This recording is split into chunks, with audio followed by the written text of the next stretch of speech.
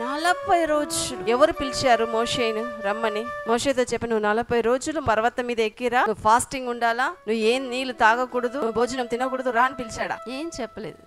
మోషే నువ్వు రా అన్నాడు. మోషే వెళ్ళాడు.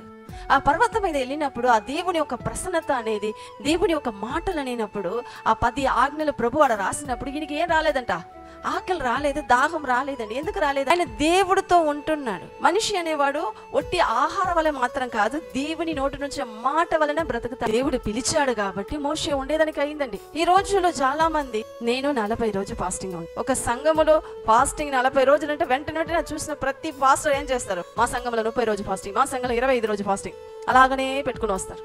50 రోజు ఫాస్టింగ్ కూడా ఉంది. ఏంది మోషే 40 రోజు, ఆయనకన్నా పైన నేను 50 రోజు. వీళ్ళు ఎవరు పిలిచారండి వీళ్ళని? 50 రోజు ఫాస్టింగ్ ఉండమని దేవుడు పిలిచాడా? వాళ్ళు ఉన్నారు కదా, నేను కూడా ఉంటాను.